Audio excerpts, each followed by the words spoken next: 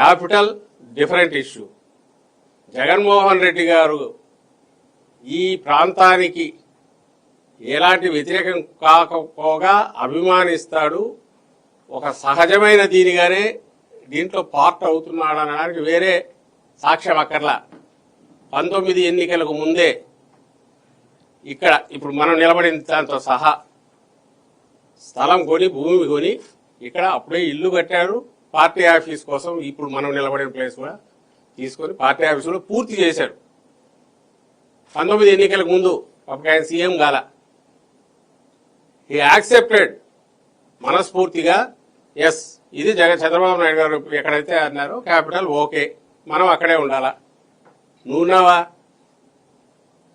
నువ్వు ఇప్పుడు 10 ఏళ్ల తర్వాత ఇప్పుడు నిన్న అక్కడ తీసుకొని ఇల్లు నువ్వు ఇప్పుడు కట్టడం మొదలుపెట్టావు. చంద్రబాబు నాయుడు గారు ఇంతకాలం ఒక అక్రమ నివాసంలో ఉన్నాడు. నది బయట నది మీద కట్టకూడని చోట కట్టిన వేరే వాళ్ళ దాంట్లో ఉన్నాడు. అదే ఒక పెద్ద scam. That's a different issue. So ఎవరు సిన్సియర్ ఇక్కడ? జగన్మోహన్ రెడ్డి గారు ఏ రోజు ఈ ప్రాంతానికి సంబంధించినంత వరకు ఇక్కడ ఉండకూడదనిలా, ఈవెన్ డీసెంట్రలైజ్డ్ డెవలప్మెంట్ కూడా దీన్ని తక్కువ చేస్తున్నా. నువ్వు ముద్ర అది వేయాలని ట్రై చేశాడు చంద్రబాబు నాయుడు. ఈ రోజు దాంతోనే యాజ్ ఇఫ్ దాని గురించి క్వశ్చన్ రైజ్ చేస్తే అపోజిషన్ గా నువ్వు చేస్తున్నది తప్పు అని అంటే ఇమ్మీడియట్ విరుచుకుపడుతున్నారు కాట్ల కొట్టుకోలాగా. అది తప్పించుకోలేడు. వీటికైతే ఆన్సర్ ఇవ్వాలి. ఎందుకంటే మేము అడగడం కాదు, జగన్మోహన్ రెడ్డి గారు కాదు.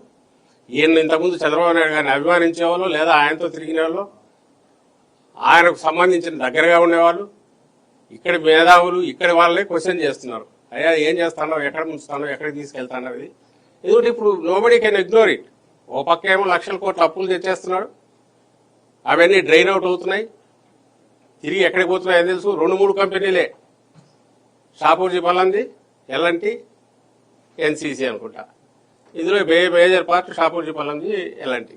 ఎవరైతే గతంలో చంద్రబాబు నాయుడుకు ఇన్కమ్ ట్యాక్స్ కేసు పెట్టి వీళ్ళ దగ్గర నుంచి కిక్ బ్యాక్స్ తీసుకున్నాడని కేసు కూడా పెట్టారో, డైరెక్ట్ ఆయన మీద 2000 కోట్లు ఎగరగొట్టారని 2000 కోట్లకు సంబంధించి ఇన్కమ్ ట్యాక్స్ నోటీసులు ఇచ్చారు. ఏ విషయంలో అయితే అప్పుడు తన పిఏగా ఉండేవాడి మీద కేసు కూడా పెట్టి అతను పరారు కూడా అయిపోయాడు.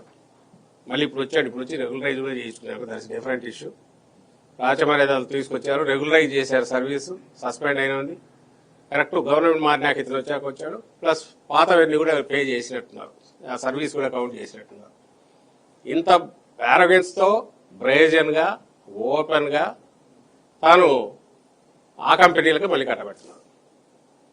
ఆల్రెడీ ఇన్ఫ్లేటెడ్ రేట్స్ ఏమంటే పేరు అది నిజంగా కూడా అక్కడ కాస్ట్ కొంచెం ఎక్కువ. దాని మీద ట్రిపుల్ రేట్లు, దాని మీద మళ్ళీ 4% కరెక్ట్ వస్తుంది సీలింగ్. వేరే కంపెనీలు ఉండవు, 2 కంపెనీలే వస్తాయి.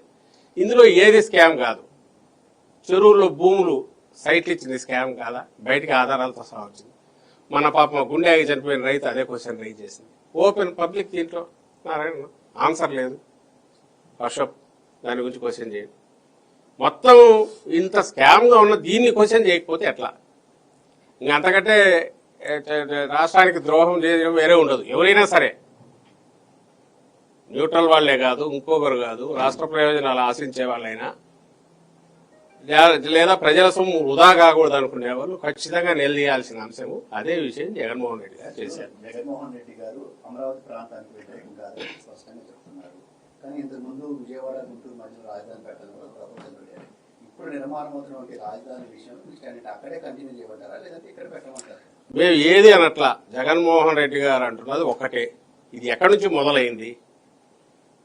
చంద్రబాబు నాయుడు గారు ఈ రాజధాని అన్నప్పుడు అయ్యా నువ్వు ఈ రైతులది కాదు, డబ్బులు ఖర్చు పెట్టి కాదు, రాష్ట్రం పరిస్థితి ఇదిగా ఉన్నప్పుడు ఉచితంగా అంటే గవర్నమెంట్ ఏరియా ఎక్కడ ఉంటే ఫైనాన్షియల్ బర్డన్ లేకుండా 20-30 వేల ఎకరాలు తీసుకోండి. లేని పక్షంలో న్యాచురల్ ఆర్గానిక్ గా పెరగడానికి వీలుగా చేయండి. అసలు ప్రతిపక్షం చెప్పాల్సిన అవసరం చంద్రబాబు నాయుడు ఆలోచించుకోవాలా. నువ్వు ఇల్లు అసలు 10 ఏళ్ళు హైదరాబాద్ లో ఉండడానికి అవకాశం ఉంది. ఎవరు పరిగెత్తుకుంటారు రమ్మన్నాడు ఇక్కడికి?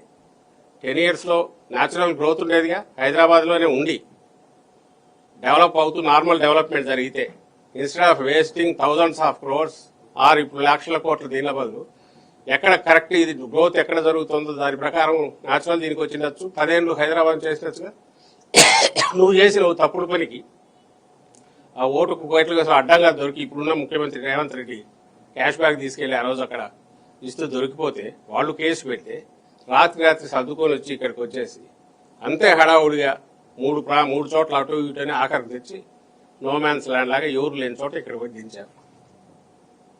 ఆ రోజు పెట్టిండొచ్చు ఆదల్లా.